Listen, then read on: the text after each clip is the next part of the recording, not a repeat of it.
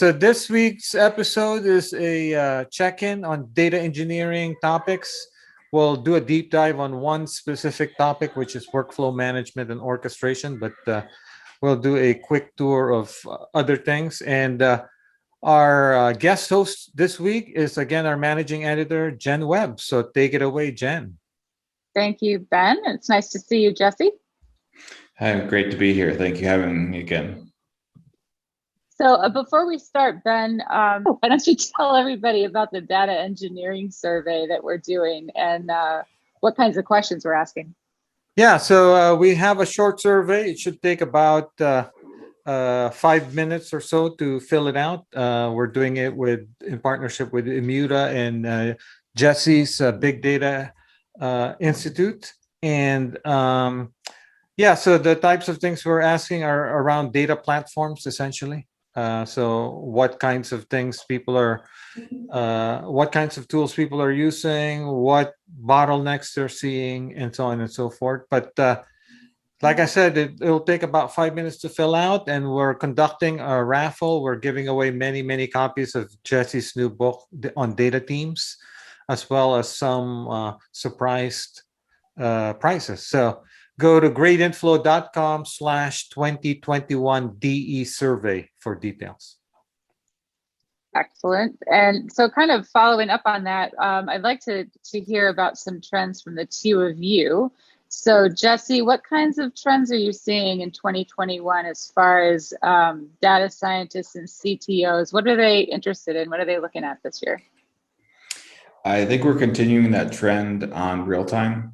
So that would be technologies such as Kafka and Pulsar on the PubSub side, to increasing usage of Flink, where we're processing that data in real time. But I think the biggest trend, perhaps the biggest change I'm seeing, is the realization that we need better databases behind this. So that doing a real-time database is a challenge, and we do need specific technologies around that. So we're seeing some of these new databases out there that are actually specifically aiming at real-time ingestion and being able to not just ingest that data in real time, but to be able to query that quickly in real time. Some technologies, for example, we have Apache Druid. We also have another company called Materialize. Perhaps that's another interesting trend, is the things being not being open source anymore. For example, we have Materialize not being open source. We have open APIs and we have open data formats, but some of these systems are not being open sourced. You could say that's good, bad, or indifferent, but that definitely is a trend we're seeing. So I assume, Jesse, this is for like real-time dashboards. Is that? It could be for real-time dashboards. It could be for real-time analytics. There's a lot of different possibilities, but yes, powering a dashboard is probably the canonical use case for this real-time data, where we're bringing that data in real time, maybe from a Kafka topic or Pulsar topic, and we're visualizing that. So we have clients right now doing that. We are pulling that data in real time. We want to be milliseconds behind what's happening now and query that and display that data. And so you have two problems to that. You have the ingestion side of how do we get that data in, and then we have the other side of how do we get a database that's fast enough and a good enough workhorse to do this. So Jesse missed, Jenn, one of the better companies in the space. So he named, I guess, Druid and Materialize, both good companies. But I don't know, Jesse, what do you think about RocksDB? So they have a different take. So what they do is they focus on indexes, right? So then they can do unstructured data like JSON as well, time series, just like Materialize. But RocksDB, for those who don't know, is widely used. It's an open source project out of Facebook, which actually powers Facebook's newsfeed. So anytime you see updates on your newsfeed, that's partially due to RocksDB. But anyway, so the folks who created RocksDB have a company called Rockset, which is generally in the space. Also, as Jesse pointed out, while they are based on RocksDB, they are not open source. So I guess one trend here might be that in the enterprise and in the cloud, open source is maybe not as central as long as the stuff works out of the box, solves your problem, and maybe you're not locked into some proprietary file format. What do you think? Yeah, I would agree with you there. I think it's the trend I'm seeing is an open API. Maybe what's in the middle, that backend is proprietary, but that open data format. So there isn't any specific lock-in.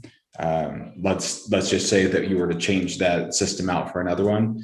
It's retesting, maybe there's some quirks to it, but there isn't the level of lock-in that we had with the proprietary databases of yore, that it was proprietary this and it was proprietary that and proprietary format. And the move off there was very difficult.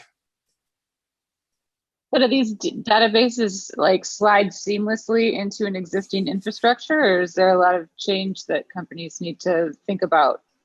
I think at least on the Rockset side, the idea is that you can start ingesting right away, and then you can start doing queries right away. And now it's not necessarily meant for long, queries that are much more historical in nature. So, for example, if you want to ask about last year, maybe that's not the. Maybe you start going to another system like Databricks or Snowflake. But for real time, what's happening this week or even last week, or up to 30 days, I guess.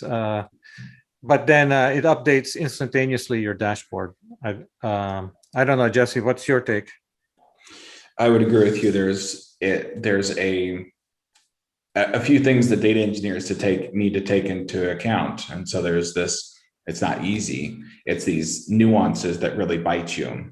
So when we work with a company, we spend a lot of time understanding what they're trying to do in a great deal of depth, so that we understand these nuances up front rather than having them bite us. So that nuance you were just talking about of how much time do you need to look at? That's a really key one. How fast do you need to look at? That's another key one. But to your question, Jen, about what's enabling this, or what makes this easier, the first step in making it easy is to make sure that your data is in an accessible place.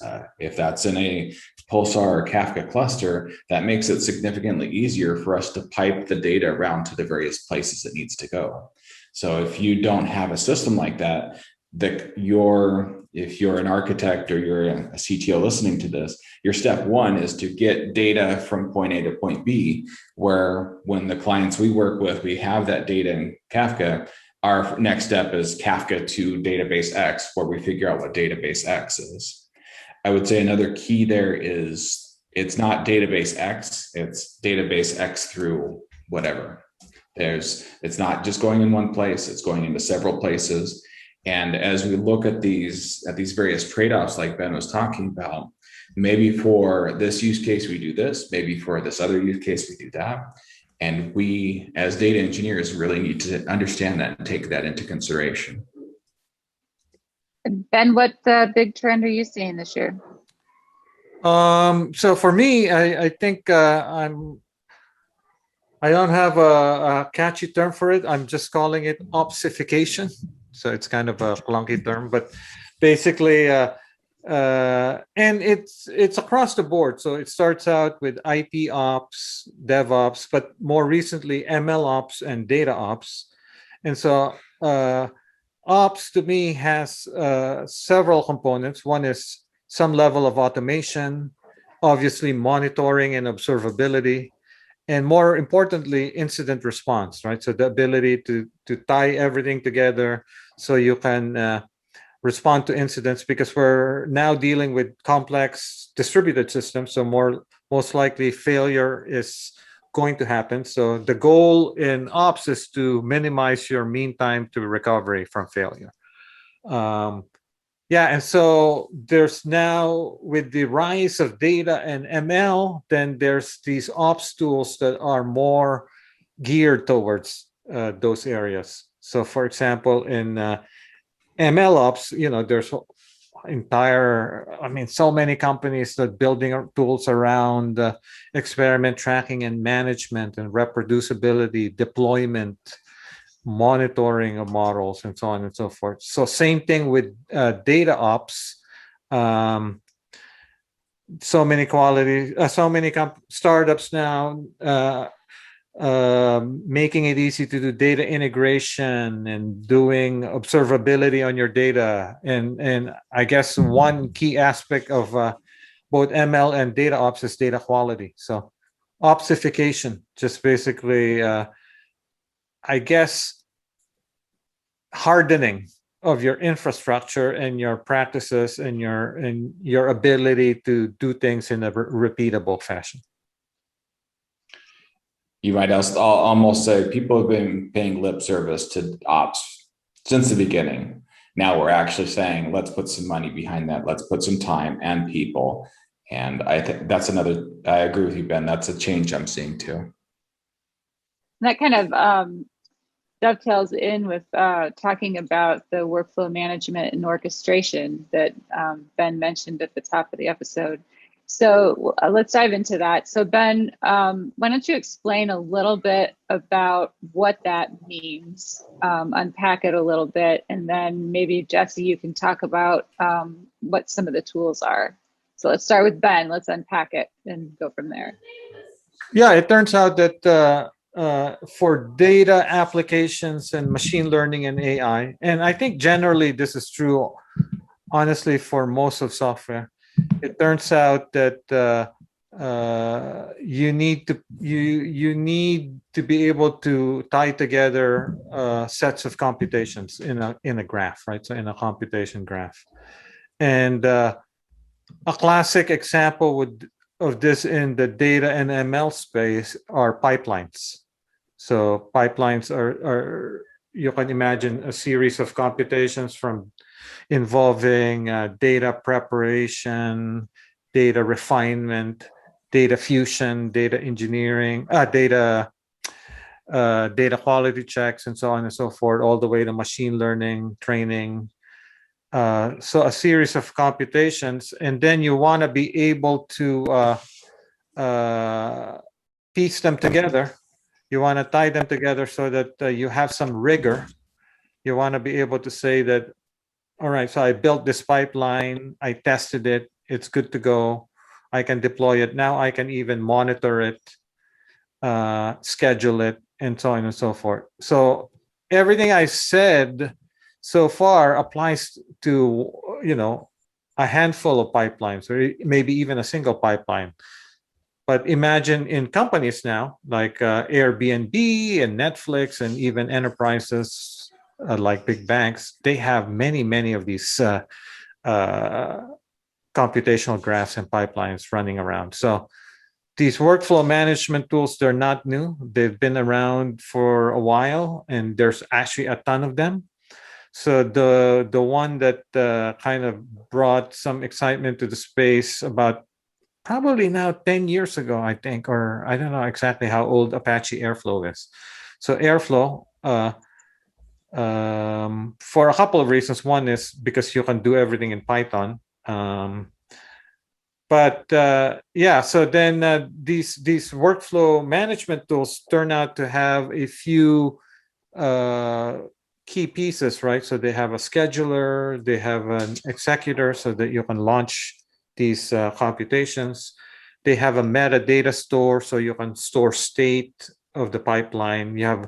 And then the main thing that people really rely on for these workflow orchestration frameworks are their dashboards, so you can monitor and figure out what's happening. But yeah, so now there's now a new generation of these tools, and so there's a lot of activity around workflow management in general. But like I said, so they are a means to an end, and so the end seems to be, again, kind of the opsification of your data engineering pipelines and computations. So if these tools aren't new, And sorry to interrupt there, Jesse, but if these tools aren't new, then why is this topic becoming so hot again? Why are people interested in this again? Because one, everyone needs something like this, and in the past, most people actually tried to roll their own. Okay. But now there's actually a new generation of tools. So the two ones that come to mind are Dagster and Prefect, that seem to improve upon airflow specifically, right? And so people again are talking about workflow management tools. There's a funny tweet, I think, Jesse, by Josh Wills. I forget the exact phrasing, but he said something like, if you encounter a company where they say they have they built their own workflow management tool, run like crazy. It's true. We need to print some of those out and have like this book of just Josh Will signing his own tweets. If I may, I was going to go back even further, and maybe this will help out answering this question of why it's so important, or why. You could say, tell me how long you've been using Hadoop, or tell me how long you've been doing workflow without telling me.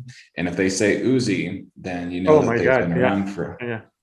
And so with all apologies to the Uzi community or what's left, Uzi was kind of the first workflow engine that we had for real big data. It was also absolutely difficult to use. It was all in XML, and then we had Hue that kind of layered on top. And I tell people, Hue was what made making a automation with Uzi humanly possible. It just wasn't humanly possible otherwise. So we really had this difficulty and need that was it was a part of the market that was ripe for being addressed and changed. And hopefully that gives people some view of why there is this impetus for airflow. Yeah. Is it also because the use of ML is becoming more widespread, and so companies are having to deal with more complex pipelines, and so having a tool that's out of the box that can handle more complex situations is better for business? Yeah, I think so. But also I think just generally more use of data, and going back to Jesse's trend that he pointed out, real-time analytics. So I think the fact that more people depend on data and more people require fresh data with the right quality checks means that you need to be able to do these computations in as rigorous a way as possible. So actually, which brings me to another related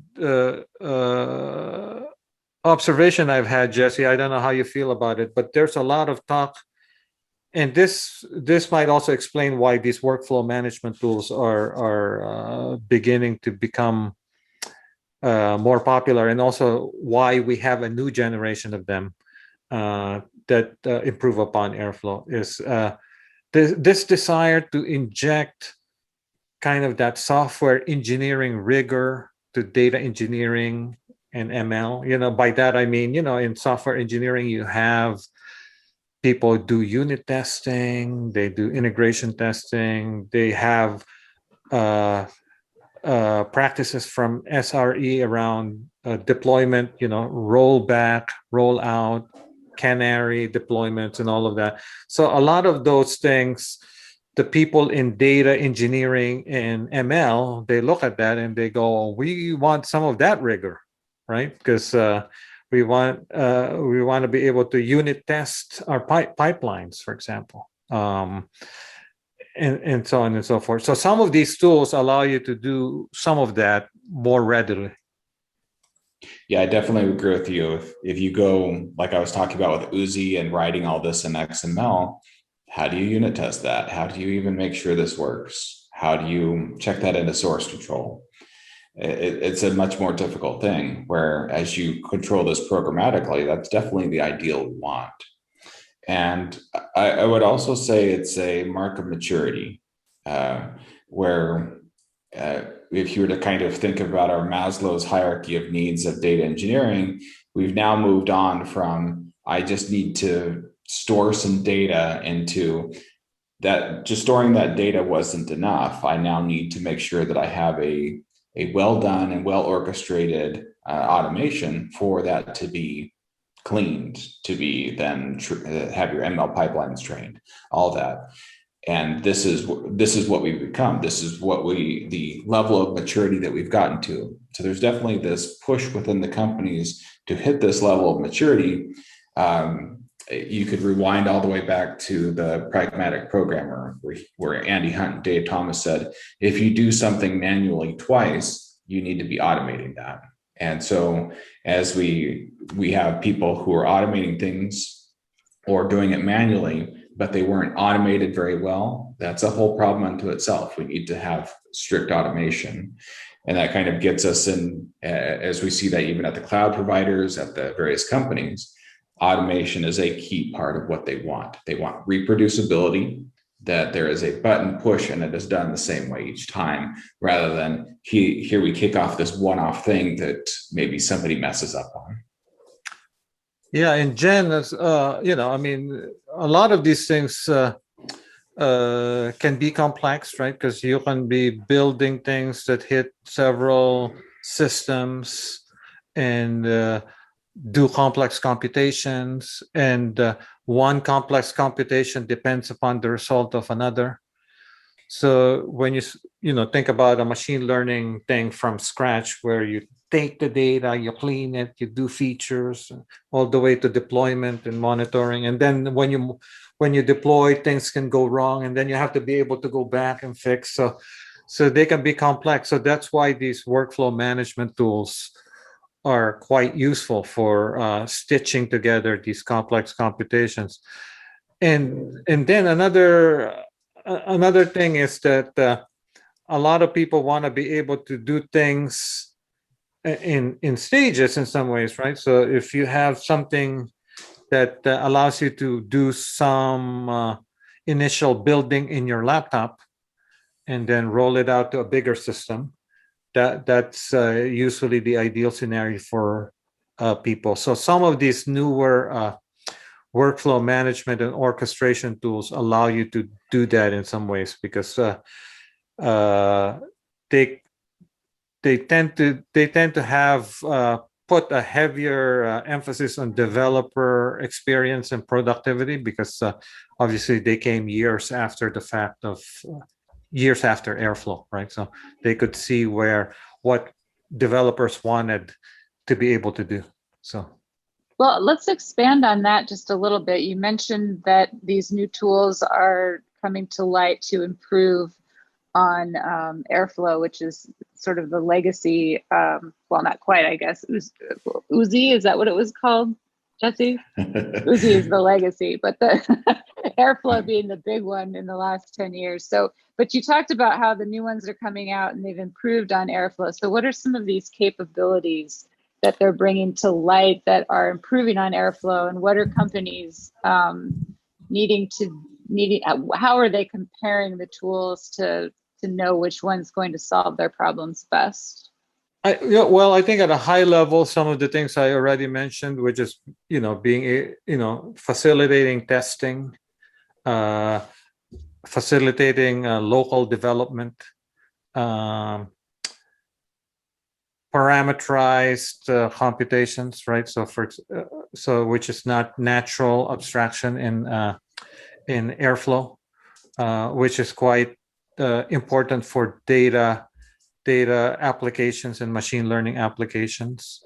And then there's some much more technical improvements around the scheduler.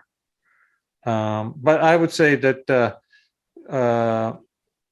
these newer tools come from it more from, these can be used to we can use these to build our pipelines and our machine learning pipelines, data pipelines from scratch, starting with our laptop, in a way that feels more natural, so that you can imagine the code from these newer tools look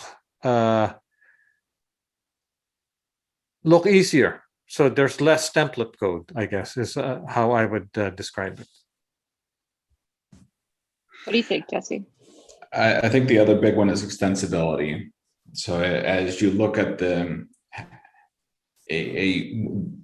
when you deal with workflow and orchestration, a one size fits all is probably not going to work for every organization. So as you look and you evaluate them, you look at, can I extend this? Can I change this? Can I customize this as I need to make whatever change or something? Ideally, you can use as much off the shelf, but you may inevitably have that. One other big one that at least Airflow was an early constraint of Airflow was time. Yep. So when you deal with time on orchestration, that may not sound like anything that's important, but time within Airflow, everything had to be timed. It had to have a specific time that it ran at. And for some of these newer, I guess, sort of workflows, there isn't a time. It's actually an event. It's hey, we need to do this. We need to do this. And so that was one of the big ones that the prefects and the others actually addressed. And what about the comparing them, their capabilities to how they can deal with teams? And maybe this isn't a big deal right now, but it seems to me that, corporations are more and more having to connect and work cross teams to get things done, especially as they bring machine learning and AI solutions in. So what about comparing them on the level of being able to address problem X for this team, which needs to do this function, but they also need to collaborate with this team that's doing this other function. And so having a tool that can sort of deal with both things and stitch it together. So this is a bit harder to do because this goes back to what Jesse said earlier, which is basically we know what the things in the open source are, but a lot of the things that you're describing are more enterprise features.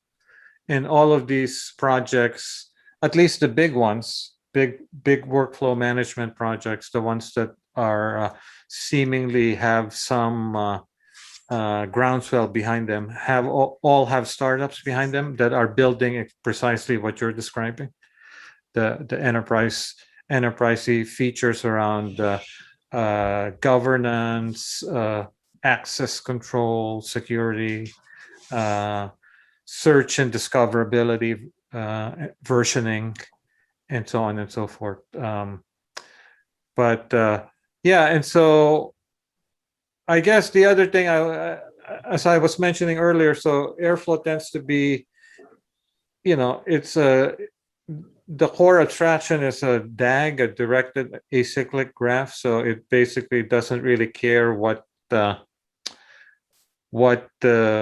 different nodes do, or whether or not it only cares that you do it at the right time in the right order.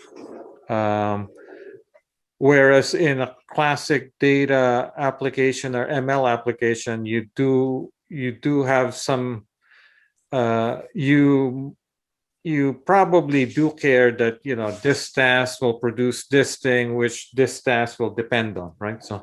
So kind of that data dependency, which is more natural with this newer generation tools, which I guess Airflow also kind of supports, but it's not a natural thing for Airflow.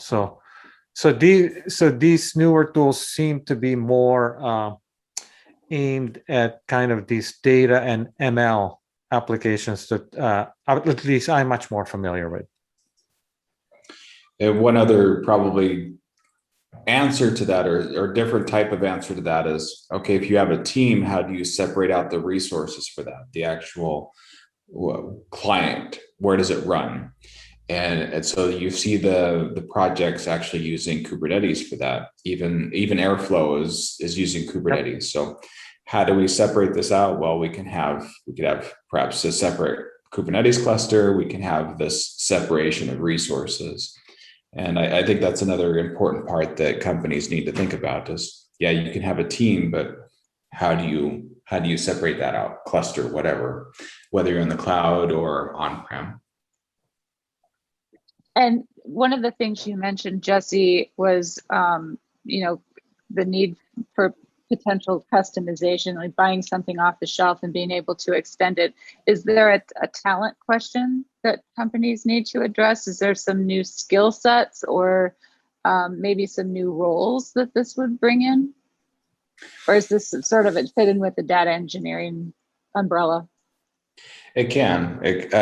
Most of these customizations would have to be written in Python, because these are Python tools. So you just make a skill check within your data engineering team. If you have a Scala or Java team, you'd have to be checking, do we have somebody who can either learn Python, or do we need to bring somebody on with Python? Some other data engineering teams are very strong in Python, so it would be more of those checks. I also suspect, Jesse, going back to enterprise editions of these tools, I suspect the dashboards for the enterprise editions are going to be a lot better than the ones in the open source. Yeah, definitely. And that kind of brings in a build versus buy sort of talking or question of, hey, as you look at this and you think about what should our data engineers be spending their time on, your data engineers should be spending their time on value creation of your company, very specific things. If there's something that maybe they're spending their time on redoing a dashboard, and that dashboard exists in the paid version, by all means, look at that paid version. Your break-even point may be significantly lower than you're thinking. Yeah, because they have a dedicated team that studied usability, UX designers that delivered on those learnings. So it'll be hard to improve on now. Plus, also those dashboards are most likely based on feedback from multiple users, right? So what many users need. So it'll be hard for you to replicate. Well, why don't we close our episode today, kind of circling back to the trends that we talked about at the beginning.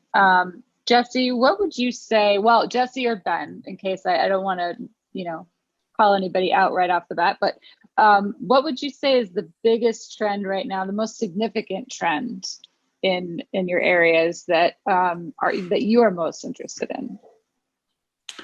For me, it's the proliferation of databases. As I feel old and I think it was about 5 or 6 years ago when you went to Strata, it was nothing but database. There was just this explosion of database startups, and that's kind of what it's feeling like right now. Hey, we have all kinds of database startups. We have a lot to choose from. And quite frankly, some of those database startups will not survive. So I think that's an important thing as we look at this data engineering landscape of what's the right tool and what's the right tool for you. And what about